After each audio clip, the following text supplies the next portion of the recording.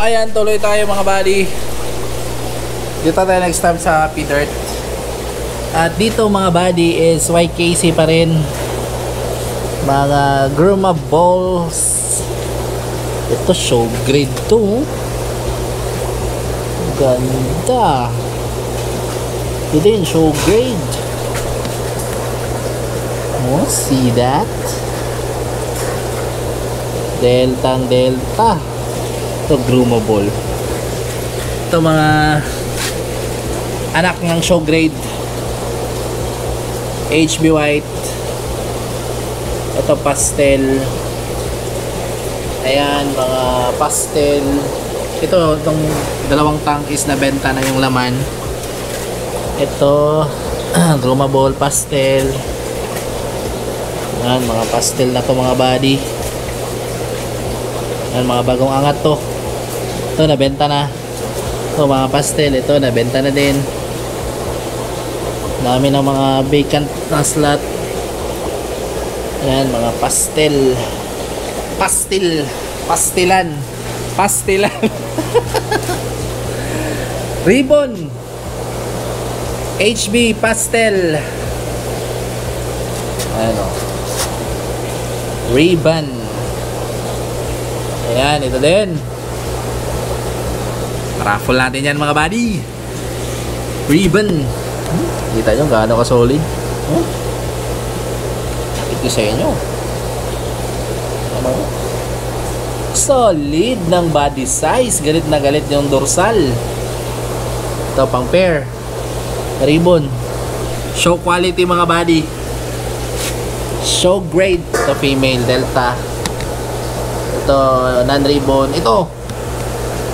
Grabe ito oh. Show grade. Show grade yan mga buddy. Galwing. Ribbon. Yan, pwede na itong malaro. At pwede na rin natin yan ilaro sa LBC. Pwede na laro sa LBC ba di? Ha? Ano sa'yo? Ito, mga panglaro sa LBC. Ito din. Mga delta, pastel. Yan, so abangan nyo yung mga upcoming raffles ko mga buddy. Mga puro Gruma ball at show grade. Ito mga AFR. Mga Gruma ball na AFR. Yan, mga madami kaming naka-ready dito. Ito YKC na blend. Dito meron tayong ABT. Nag-iisang ABT. Ito ano ba to? Singa red tail. Mga Singa blue. Ayan, mga ginugroom. Singa blue. Mga Gruma ball yan mga buddy. Sa baba naman is ayan, nandito na tayo. Tapos na tayo sa 4th layer. Dito na tayo sa 5th. Mga Silverado blowtail. Silverado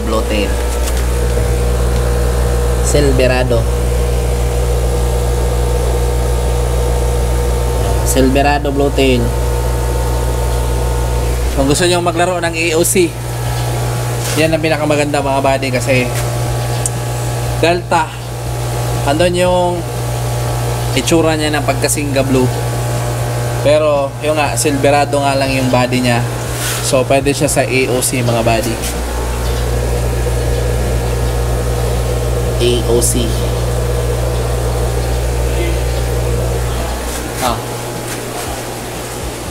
Ito. Gcash na. Okay.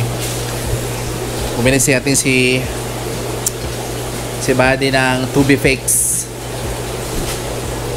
So dito sa baba, sabi player, wala na tong laman mga buddy. Ayan. Nare-reserve natin yan sana for Grumable P-Dirt. Pero yun nga, hindi na mag-room kasi mabenta na. Nag-room na doon sa LBC. Ayan mga, walang laman yan. Ito walang laman. Nag-room na lahat sa LBC mga buddy. At pero pa rin tayo makuha doon sa tab. napakadami doon mga tab, sa tab mga bali, around 300 plus na mga males. Pero yun nga, di kami nag-select kasi gusto namin na i-dispose muna to.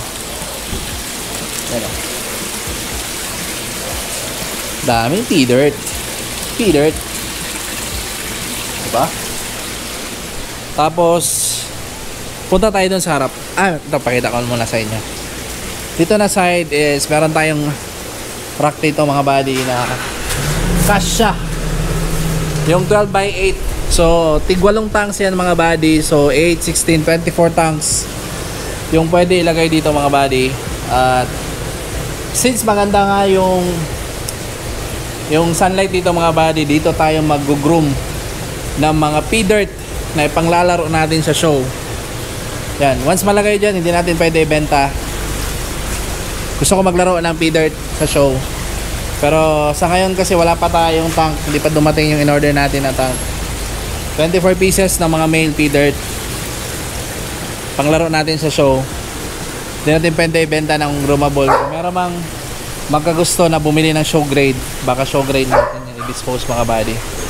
Show grade. Bye buddy! So, alis na si Buddy Josh. Close muna natin tong gate para punta tayo dun sa harap. Let's go! Ingat buddy! Lock muna natin tong gate.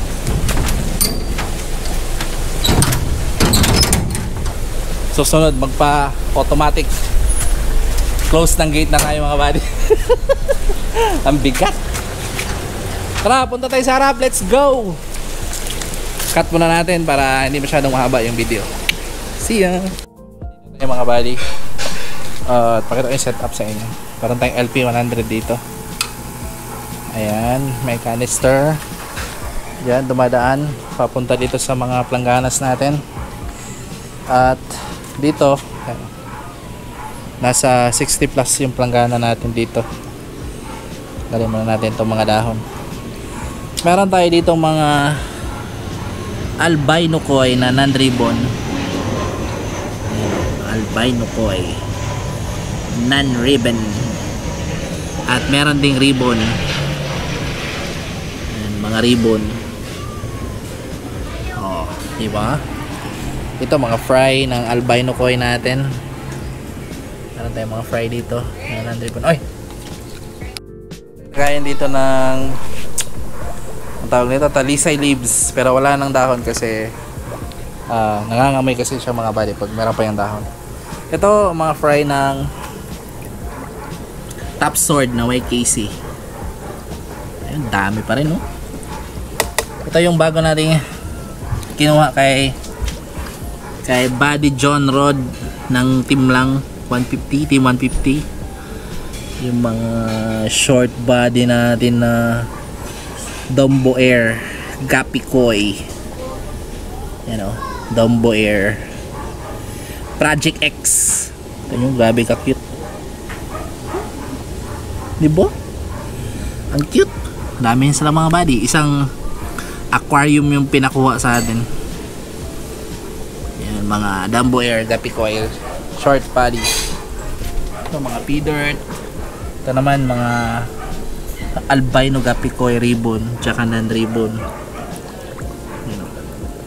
Hindi pa? Ito anak ng top sword yung binigay sa atin ni Sir Sian. Dito meron tayong AFR na ribbon jeans, ribbon at non-ribbon. Yan o, mga juvenile size pa lang. Yan o, may ribbon dito. So ayan mga buddy, dali tayo. So ito din, bali tatlong planggana to ng albino full red na ribbon jeans. Ayan, mga juvenile size pa to mga buddy. At dito din, ito naman fry ng HB Blue. Ayan, mga fry ng HB Blue ribbon.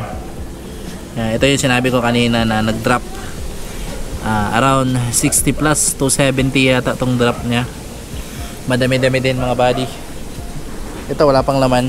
Yung mga planggana iba. dito tayo. Hello, Richard. Ayan, dito tayo. Ito yung Dombo Air Mosaic. Isang batch. Ayan, isang batch ng Dombo Air Mosaic. At dito walang laman. Ito, koi. Ito, nabenta na itong mga body. May buyer na to. Papaship natin ngayong Monday kasi Holy Week ngayon. At wala tayong shipping. Ito kasi yung mga big mamas. Big mamas. Albino Guppy Koi non-ribbon. Ito mga fry ng albino koi. Ito walang laman. Dito meron tayong ABT ribbon galwing. Ayan, ABT ribbon na galwing. Diba? Ayan, bigay sa atin ng team lang. At team 150 pala. Dito din, katanggalin mo natin to. Ito din mga big mamas na ABT ribbon. Ayan. Ayan, hindi pa nag-drop. Tagal mag-drop. Actually, nag-drop na yan eh. 5 lang. Ito, 6 pala. 6 na fry lang yung din-drop niya. Kinain siguro yung iba. Tapos dito tayo mga buddy. Nahulog na dahon.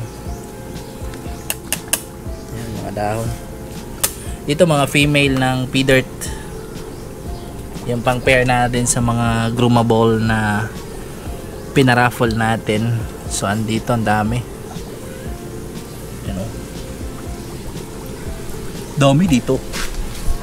Dito din mga juvenile size na P-Dirt. Juvenile size. Para to sa April na pang release mga body. Madami din to, around 80 pieces na mga male dito sa RepTab. Dito naman mga full gold ng mga fry. Anak to ng import natin sa Vietnam mga body.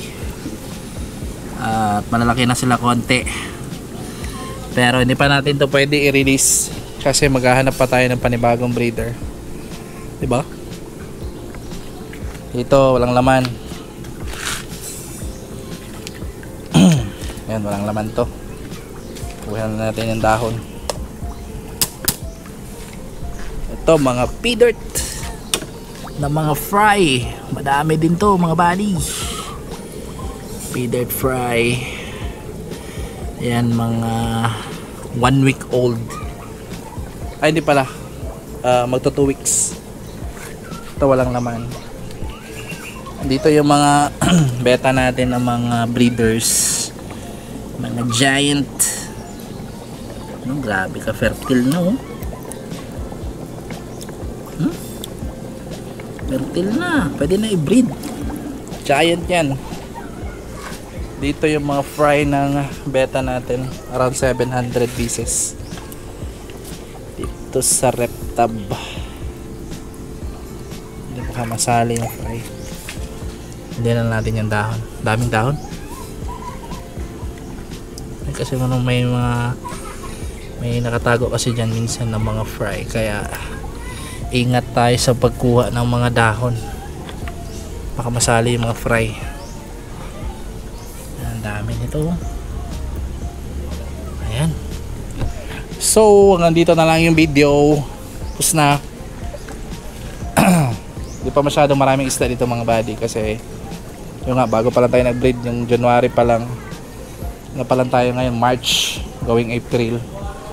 So 3 months medyo naka-recover na mga buddy. At hindi pa totally talaga recover. At hindi pa rin tapos yung setup. Siguro around June siguro magiging stable to mga body. Pero ongoing pa rin yung upgrade. Yan, baka palitan natin yung mga drums. So ongoing pa rin yung upgrade natin dito. Hindi pa talaga matapos-tapos mga body. Tuloy-tuloy pa rin yung pag-upgrade ng rack tsaka aquarium Buti lang dito nagawa na ng bubong kasi maglalagay tayo dito ng mga rack doon. Tsaka dito yung kanina sinabi ko. At lahat ng ilalagay na aquarium dyan is 12 by 8. Pero wala na siguro compressor. Tignan natin kasi for betas lang to mga buddy dito lahat. At tignan natin baka maglalagay ako dito ng black box ng 140 liters na black box para sa mga grow outs natin ng isda. Kasi nga for sure pag yung mga import nag-drop, paniguradong kukulangin tayo sa lalagyan. Madami-dami din tong mga bagong strain natin mga buddy. Yung mga imports natin, madami-dami din yan. For sure, magkukonsume yan ng mga maraming lalagyan. Kaya for sure kukulangin yung ating mga black box tsaka yung mga planggana. So yun lang yung update sa ating Guppy Farm. Hopefully sa next video is hindi pa pala tayo nag underwater shot. So baka sa susunod na video na lang yung underwater shot, or baka sa susunod na vlog. Yun nga, underwater shot na natin. Let's go.